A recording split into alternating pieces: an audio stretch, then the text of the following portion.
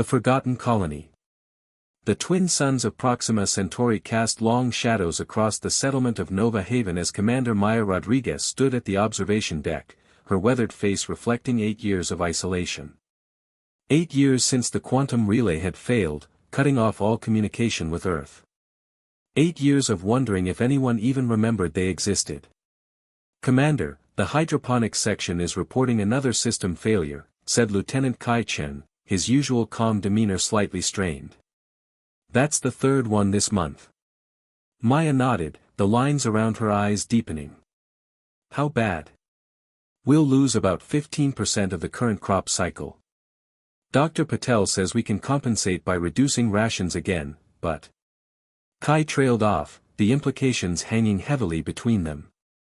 "But we're already at minimum sustainable intake," Maya finished. The colony's 3,200 inhabitants had been stretching resources thinner each year. Nova Haven was meant to be a stepping stone, a research outpost that would be regularly supplied and expanded.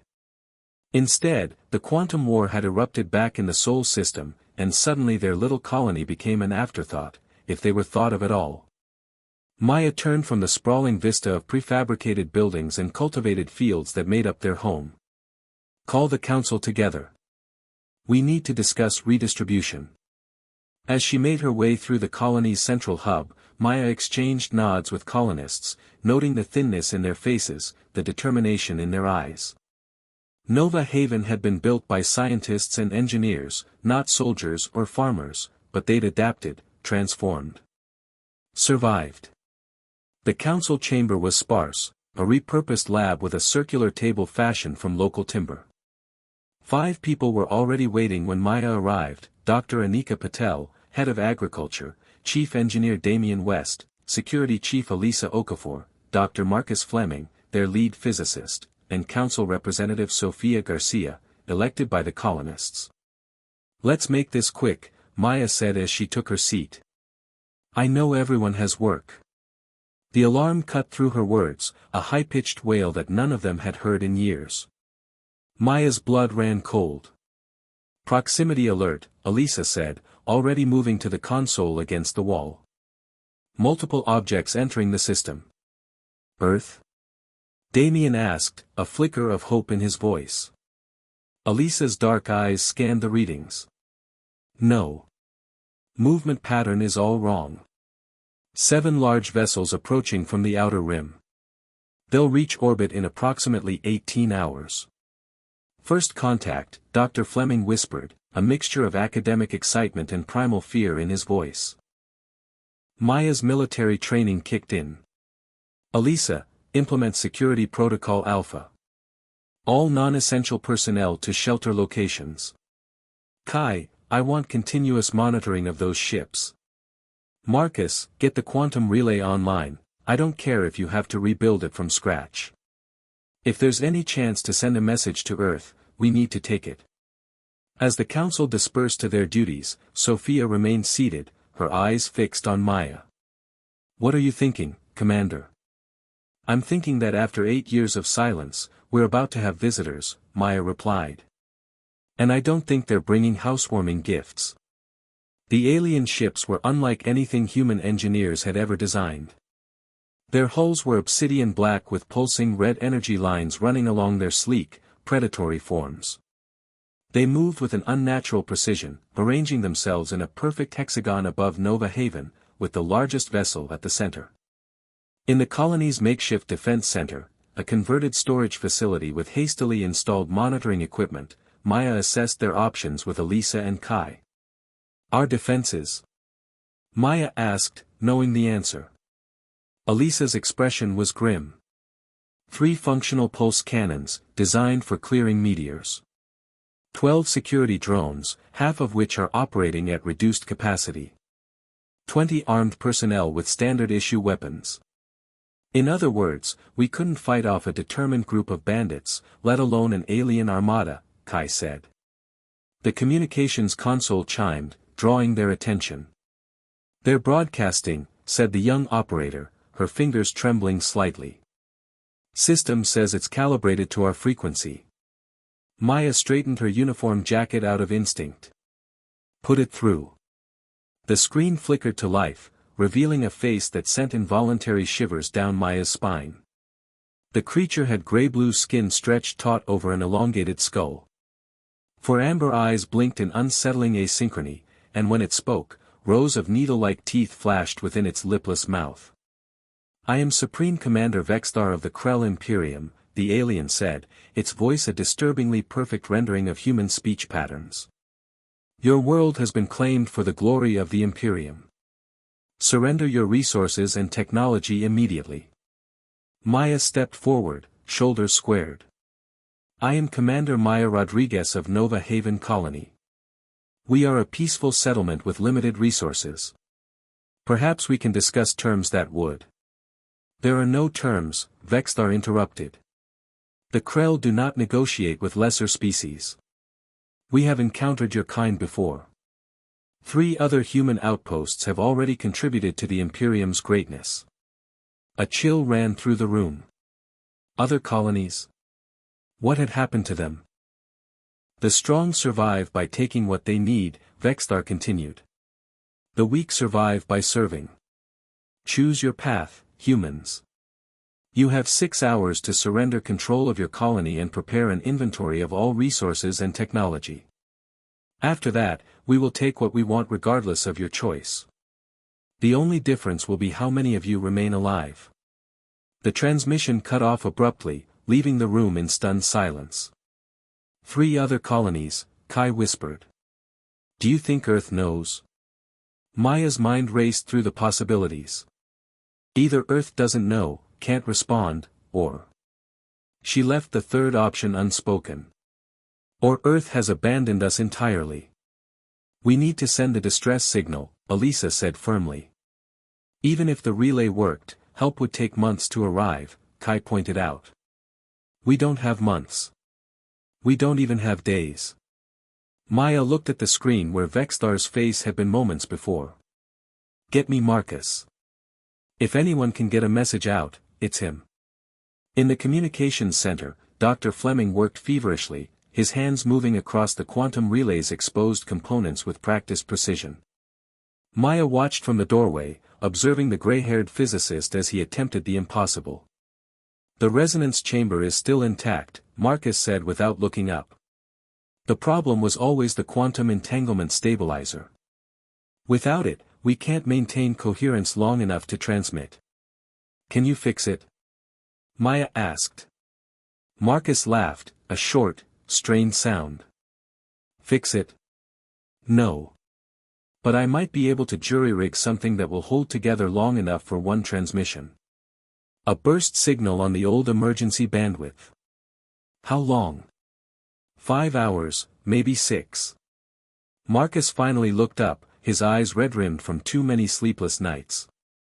"But even if I succeed, Maya, there's no guarantee anyone is listening." Maya placed a hand on his shoulder.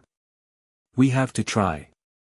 As she left the communications center, Maya found Sophia waiting for her, tablet in hand. "I've compiled an inventory," Sophia said, falling into step beside Maya. "If we're going to surrender, we need to know what we're giving up." "We haven't decided on surrender yet," Maya replied, quickening her pace toward the defense center.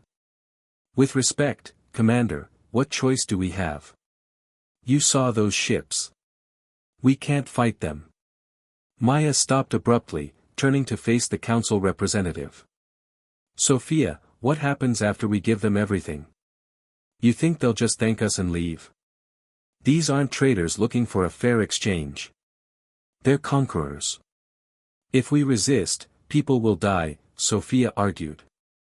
"People will die either way. The question is whether we face that on our feet or on our knees."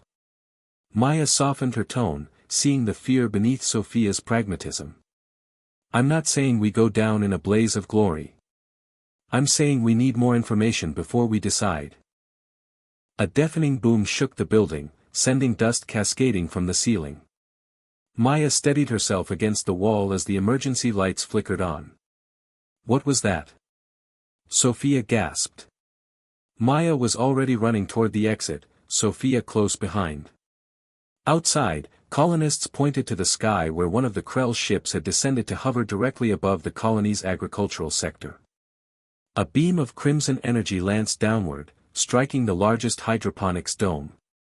The structure imploded, collapsing inward before erupting in flames. "They're 3 hours early," Sophia said, her voice shaking. Elisa sprinted toward them, rifle in hand. "Commander. They've deployed smaller craft. They're landing at the northern perimeter." Maya watched as sleek, dart-like vessels descended, carrying what could only be Krell soldiers. In that moment, the reality of their situation crystallized with perfect clarity. "Get everyone to the emergency shelters," she ordered. "Elisa, deploy whatever forces we have to slow them down. I need to buy Marcus time." "Time for what?" Sophia asked. "Our only hope," Maya answered, already running toward the communications center. "That somewhere out there, Earth is still listening." Dr. Fleming's hands were bloody from where he'd cut them on exposed wiring, but his eyes shone with triumph as Maya burst into the communications center. "It's ready," he announced. "One shot, full power. The system will burn out afterward, but it should punch through." Outside, the sounds of pulse fire and alien weaponry grew closer. They were running out of time. "Send it," Maya ordered. Marcus hesitated.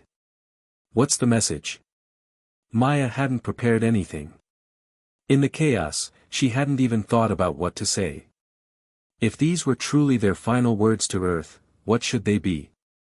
"This is Commander Maya Rodriguez of Nova Haven Colony," she began, her voice steady despite the tremor in her hands. "We are under attack by an alien force known as the Krell Imperium. They have already taken 3 human colonies. We cannot hold out long. If anyone receives this, if Earth is still out there, we need help. This is our last transmission. Nova Haven has not forgotten Earth. Please don't let Earth forget us." Marcus nodded, entering the message. "Transmitting now." The quantum relay hummed to life, its components glowing blue as energy surged through the makeshift system. For a moment, hope flickered in Maya's chest, then the console exploded in a shower of sparks, throwing Marcus backward. Maya rushed to his side, helping the dazed physicist to his feet. "Did it send?" Marcus coughed, wiping blood from a cut on his forehead. "I don't know. Maybe. Probably not." The door burst open as Kai stumbled in, dragging a wounded colonist. "They've breached the central hub," he reported. "Elisa is trying to hold them at the medical center, but there are too many." Maya looked at the smoldering remains of the quantum relay, their last connection to Earth, now nothing but scrap metal and broken dreams. "Get to the emergency shelters," she ordered. "I'll find Elisa." As Maya moved through the corridors of what had been her home for nearly a decade, she heard the alien voices, clicking and hissing sounds interspersed with disturbingly accurate human speech. The Krell were inside, and Nova Haven was falling. She found Elisa at the medical center doorway, crouched behind a makeshift barricade with 3 security officers. The chief's right arm was badly burned, but she still clutched her rifle. "They're herding colonists into the central plaza," Elisa reported through gritted teeth. "Taking inventory of us like we're cargo." "Commander." Kai's voice came through her communicator. "You need to see this. Orbital monitoring station, now." Maya hesitated, looking at the wounded defenders. "Go," Elisa urged. "We'll hold here as long as we can." The orbital monitoring station was a small room at the highest point of the colony, offering both a manual telescope and digital feeds from their satellite array. Kai was hunched over a console when Maya arrived, his expression unreadable. "What am I looking at?" Maya asked, glancing at the screen. "This appeared at the edge of our system 3 minutes ago," Kai said, enhancing the image. "It's not Krell." On the screen, a pinpoint of light was rapidly growing larger, resolving into a silhouette that sent Maya's heart racing. The ship was massive, easily twice the size of the largest Krell vessel, with a distinctive profile that any military officer from Earth would recognize instantly. Is that? Maya couldn't finish the sentence, afraid to voice the hope surging through her. Kai nodded slowly, a smile breaking across his face. That's an Earth dreadnought. And it's not alone. As if responding to his words, the screen lit up with multiple new signatures emerging from what appeared to be a fold in space itself, a jump point, technology that had only been theoretical when Nova Haven lost contact with Earth. The message got through, Maya whispered. No, Kai said, his smile widening. This fleet was already on its way. They must have detected the Krell activity and responded. He pointed to the markings visible on the lead dreadnought's hull as the image sharpened. That's the EFS Nemesis, flagship of the Cerberus fleet. Maya stared at the screen, watching as more Earth ships materialized. Her eyes stung with unshed tears as she read the words emblazoned on the Nemesis's hull. For those we left behind, we have returned. They didn't forget us after all, she said softly. Outside, a new alarm sounded, not the colonies, but the shrill warning of the Krell ships as they detected the approaching Earth fleet. Maya watched through the observatory's viewport as the alien vessels broke their formation, scrambling to regroup. What now? Kai asked. Maya squared her shoulders, a fierce smile forming on her lips. Now we show the Krell what happens when you threaten a human colony. Get me a weapon. In the distance, the EFS Nemesis moved into attack position, its massive form eclipsing one of Proxima Centauri's suns. The Krell were about to learn that humans never truly abandoned their own, they just sometimes took a while to arrive. Retribution. Supreme Commander Vextar's four amber eyes narrowed as the tactical display showed the human fleet materializing at the edge of the system. The Krell commander hissed in frustration, baring needle-like teeth. Impossible, he growled. The humans have no significant military presence in this sector. The Krell tactical officer, a smaller gray-skinned figure with distinctive red markings, approached cautiously. Supreme Commander, we are detecting 27 human vessels. Analysis confirms they are warships of advanced design. Identification? Vextar demanded. The lead vessel matches records from the Arcturus conflict. It is the human dreadnought classified as Nemesis. The fleet designation is Cerberus. Vextar's outer membrane flickered, the Krell equivalent of a startled blink. The Cerberus fleet was known even to the Imperium, whispered about by the few Krell survivors of previous human encounters. Unlike the isolated colonies the Imperium had subjugated, the Cerberus fleet represented humanity's evolved war machine, forged in the fires of the Quantum War and tempered by years of conflict. Prepare for combat, Vextar ordered. Launch all fighters and target the colony infrastructure. If we cannot claim this world, we will ensure the humans receive nothing but ashes. On the surface of Nova Haven, chaos reigned as Krell's soldiers rounded up colonists in the central plaza. Maya Rodriguez crouched behind a collapsed wall, pulse rifle in hand, watching as alien troops herded her people like cattle. 15 of us with weapons, Elisa whispered beside her, wincing as she adjusted her makeshift bandage. Against at least 100 Krell troops. We don't need to defeat them, Maya replied. We just need to disrupt their operations until the Earth fleet arrives. From her vantage point, Maya could see Sophia being shoved roughly by a Krell soldier, stumbling to her knees before the alien commander. Despite her earlier caution, the council representative now stood defiant, refusing to bow her head. The others will be coming for us, Sophia declared loudly enough for the gathered colonists to hear. Earth has not forgotten Nova Haven. The Krell commander struck her across the face, sending her sprawling. Your Earth forces will be destroyed, the alien announced to the assembled humans. The Krell Imperium is eternal. Resistance is. The rest of his speech was drowned out by the thunderous roar of atmospheric entry as dozens of objects streaked through the sky, trailing fire. Maya's heart leapt as she recognized the distinctive profile of Earth drop pods, armored deployment vehicles designed to deliver soldiers directly to combat zones. Now! Maya shouted, rising from cover and opening fire on the nearest Krell soldiers. Elisa and the other armed colonists followed suit, creating chaos in the plaza as the aliens scattered to respond to the sudden attack. The first drop pod slammed into the ground less than 50 meters away, its armored shell blowing open to reveal 4 soldiers in sleek combat armor that Maya didn't recognize, technology that must have been developed after Nova Haven lost contact with Earth. The soldiers moved with precision, their weapons cutting down Krell troops with devastating efficiency. More pods landed, disgorging squads of Earth's finest warriors. In the sky above, smaller craft began to appear, fighters engaging the Krell vessels in spectacular aerial combat. Maya felt a hand on her shoulder and turned to find a helmeted figure crouching beside her.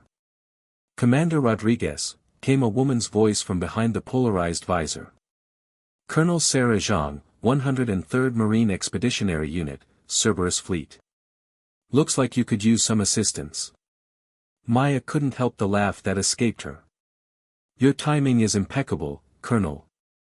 Zhang's helmet retracted, revealing a face with sharp features and eyes that had seen too much combat. "We detected Krell activity in this sector 3 weeks ago. Been tracking them ever since. When we realized they were heading for a human colony." She shrugged. "The Nemesis doesn't leave humans behind." 3 other colonies, Maya said urgently. "The Krell claimed they've taken 3 other human outposts." Zhang nodded grimly. "Meridian, Helios Base, and New Anchorage. We've confirmed Krell presence at all 3. This fleet is just the first wave of Operation Homecoming." A massive explosion rocked the plaza as a Krell fighter crashed nearby, showering them with debris. Zhang's helmet snapped back into place. "We need to move. Admiral Chen wants this colony secured in the next hour." Aboard the EFS Nemesis, Fleet Admiral David Chen watched the tactical display as Earth forces engaged the Krell fleet. The massive dreadnought's main cannon had already disabled 2 enemy vessels, and the supporting cruisers were methodically picking apart the alien formation. "Sir, ground forces report the colony center is now secure," reported his executive officer, Commander Ishida.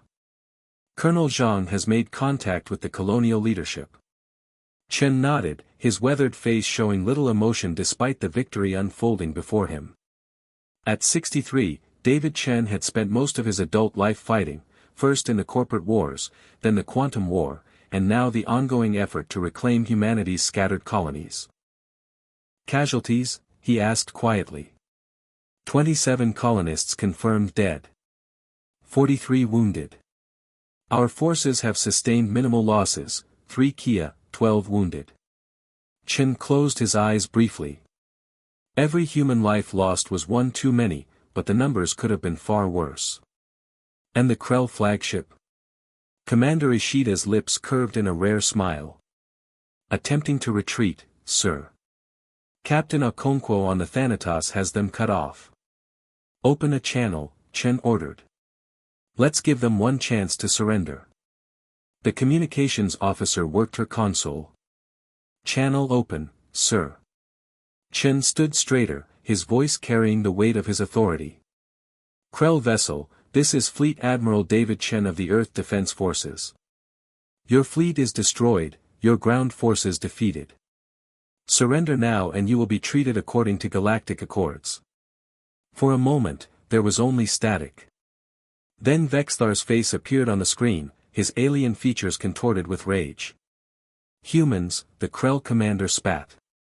"You delay the inevitable. The Imperium spans 1,000 worlds. This fleet is but a fraction of our might." "Perhaps," Chen acknowledged.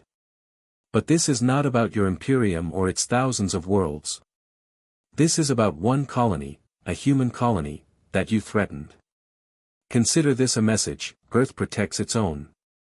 "We do not surrender," Vexthar hissed. "The Krell die with honor." The transmission cut off abruptly.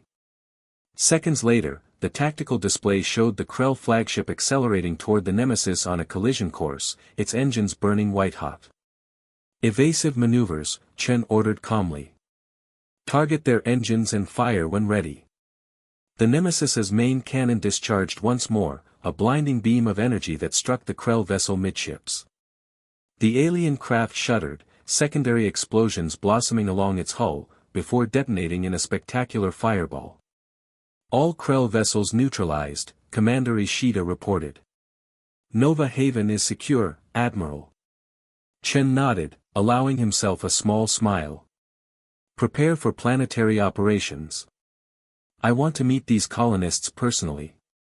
As the sun set over Nova Haven, casting long shadows across a colony forever changed, Maya stood amidst the rubble of what had been their agricultural center. Earth engineers were already at work, setting up temporary structures and advanced hydroponic systems that would produce 5 times the yield of their previous setup. Quite a sight, isn't it? Came a voice behind her. Maya turned to find Admiral Chen approaching, his uniform immaculate despite the dust swirling in the evening air. Admiral, she acknowledged with a nod. I don't think I've properly thanked you yet for saving our colony. Chen waved away her thanks. No need, Commander. We should have been here years ago. They stood in silence for a moment, watching as Earth and colonial personnel worked side by side, rebuilding what had been damaged. What happened? Maya finally asked. After we lost contact. The Quantum War. We won, Chen said simply. At a cost that was almost too high to bear. When the quantum relays collapsed, we lost contact with every colony beyond the Sol system. It's taken us 8 years to develop new FTL communication technology and rebuild our fleet. And now? Maya gestured to the ship still visible in orbit. Now we're bringing everyone home, Chen replied. Or at least, giving them the choice. Some colonies may wish to remain independent, and that's their right. But they'll do so knowing Earth stands with them. Maya looked across the colony where her people were receiving medical attention, food, and supplies from Earth forces. 8 years of isolation had forced them to become something new, not just scientists and researchers, but survivors. They had built a community that transcended its original purpose. I think most of us would choose to stay, she said. This is our home now. But knowing we're not alone anymore. She trailed off, emotion threatening to overwhelm her carefully maintained composure. Chen nodded in understanding. The Cerberus fleet will remain in orbit for the next month while we establish proper defenses and communication relays. After that, we'll leave a garrison and patrol the sector regularly. And the other colonies? The ones the Krell claim to have taken. Operation Homecoming continues, Chen said, his eyes hardening. The Meridian colony has already been liberated. Helios Base and New Anchorage are next. Maya turned to face him fully. I want to help. My people know what it's like to face the Krell alone, thinking no one is coming. Chen studied her for a moment, then nodded. We could use someone with your experience, Commander. Once Nova Haven is stable, we can discuss your role in the operation. As the Admiral departed to continue his inspection, Maya looked up at the night sky where Earth ships now stood guard. For 8 years, they had survived on hope that they weren't forgotten, that someday contact would be restored. That hope had sustained them through hardship, loss, and the darkest moments of doubt. Now, standing in the shadow of Earth's most formidable fleet, Maya realized that hope had never been in vain. Humanity might spread itself across the stars, might fracture and fight and lose its way for a time, but in the end, the bonds that connected them proved stronger than the void between worlds. 3 months later, Maya stood on the bridge of the EFS Vigilance, a newly commissioned cruiser assigned to the Cerberus fleet's outer colony's defense force. Through the viewscreen, she could see the liberated colony of New Anchorage, its structures still bearing the scars of Krell occupation but its people free once more. Status report, Commander, she ordered, still adjusting to her new role as the vessel's executive officer. All Krell forces neutralized, reported Lieutenant Kai Chen from the tactical station. He had joined her when she accepted Admiral Chen's commission, unwilling to let his commander face new challenges alone. Colonial Defense Grid is online and fully operational. Incoming transmission from the surface, announced the communications officer. It's Governor Prakash. Maya nodded. On screen. The weathered face of New Anchorage's leader appeared, his eyes bright with unshed tears. Commander Rodriguez, I don't know how to express our gratitude. After 3 years under Krell control, we had lost hope that anyone would come for us. I understand better than most, Governor, Maya replied with a warm smile. But humanity has learned its lesson. No colony stands alone anymore. As the transmission ended, Maya gazed at the stars visible beyond the planet's curvature. Somewhere out there, more human settlements waited, some in peril, others simply longing for reunion with the civilization that had spawned them. The quantum relay on her command console chimed, signaling an incoming transmission from Fleet Command. New orders, perhaps, or updates on the ongoing campaign against the Krell Imperium. Whatever challenges lay ahead, Maya knew one thing with absolute certainty: when humanity stood united, not even the stars themselves could stand in their way. On the ship's hull, freshly painted beneath the Vigilance's name, was the Cerberus fleet's new motto, words that had spread among the liberated colonies, becoming a symbol of humanity's renewed promise to its distant children. However far you go, however long it takes, we will find you. We will bring you home. In the vast darkness of space, it was a beacon of hope brighter than any star, the knowledge that even at the edge of the unknown, you were never truly alone. Earth was listening. Earth would come. All you had to do was hold on. As the Vigilance prepared to jump to its next destination, Maya Rodriguez smiled. After 8 years in isolation, she was no longer just surviving. She was bringing others home.